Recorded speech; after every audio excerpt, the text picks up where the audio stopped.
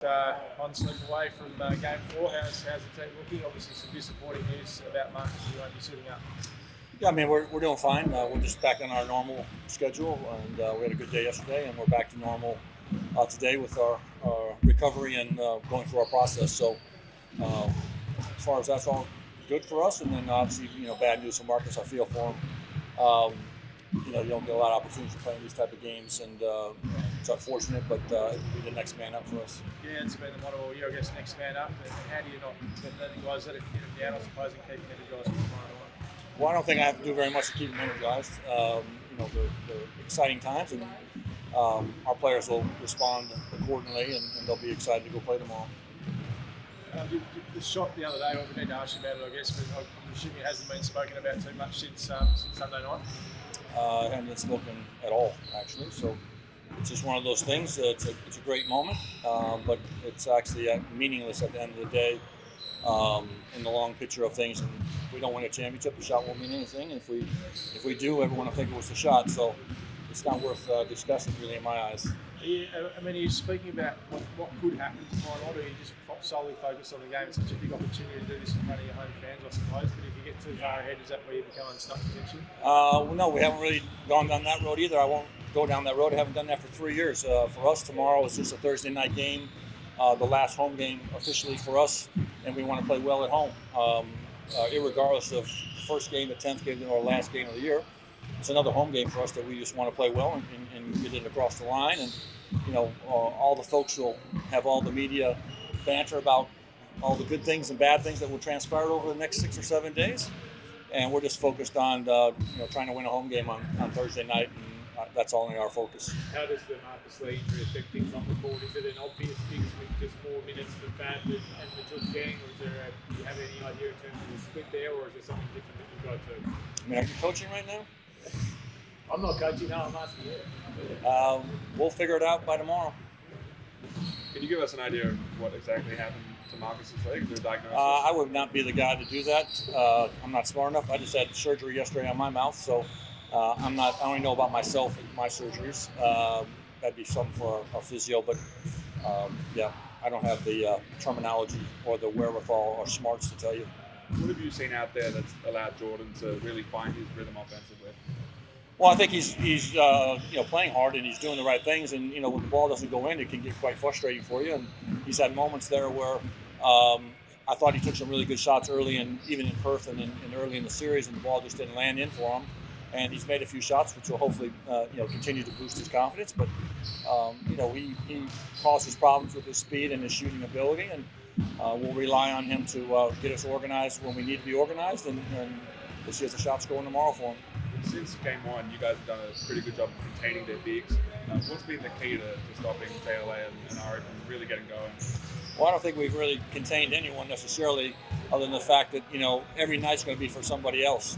That's how basketball is. There is no Michael Jordans out here where X amount of players are going to get X amount of shots. Our guys, and the way we play, is distributed pretty evenly across the board, and they have some of the similar things over there. They have multiple scores, multiple champions. And they all want to do well. And one night it's Delhi, and next night it could be Shea Ely, and next night it's Achul. So we're just trying to stay consistent across the board and make sure that we're just doing what we need to get done defensively. Should we expect to see more small ball in game 4 than we did in game 3?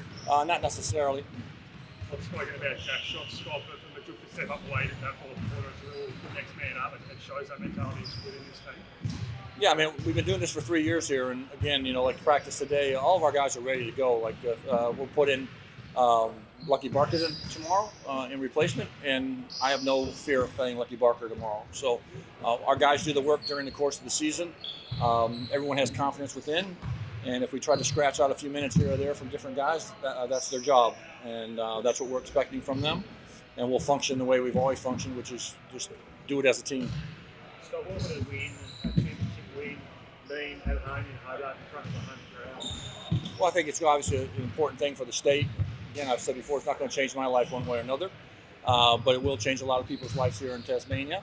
But I think it's already transpired over the last 3 years of the inspiration this team has given back to the community, and vice versa from us to the community and them back to us. And I think this it will be what it will be when it's all said and done. But it'll be exciting times for a lot of these young players, and the state has something again to be proud of, to rally around. And if we win or lose and walk out of there when the series is over with, the critics will be the critics. But ultimately, you're not going to take away the 3 years of work that's been done here, the passion that the fans have been created here, the love we have for the state and for the team. That will never waver, irregardless of the results and whatever else is going to say good or bad about what transpires in the next couple of days.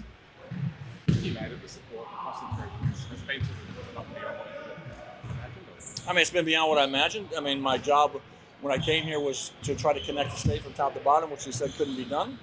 They said if you went north of Launceston, you had to drink Boag's beer, and if you went south of there, you had to drink Cascade. And they're fighting about all different kinds of things. And I think the timing of Larry Castleman getting this team in very quickly, the success that we've had thus far, it's been something of a rallying point for the state to be proud of. And the Defend the Island now, I think, has become a model not just for basketball, but for just work, youth groups, and just something to be proud of representing the state.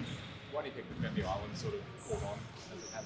Well, I think it was my intention to have defense in there, and that was part of the defend part. But then I think it just morphed into something bigger of getting respect down here and gaining respect across the mainland, and not being punched down at or jabbed at or a second thought about what transpires down here. There's a lot of tremendously hardworking people down here. We have an incredible sponsorship group of hardworking individuals that we try to build their brand. And there's no need to punch down at us. We're actually going to be swinging back just as hard. Do you think you've earned that respect?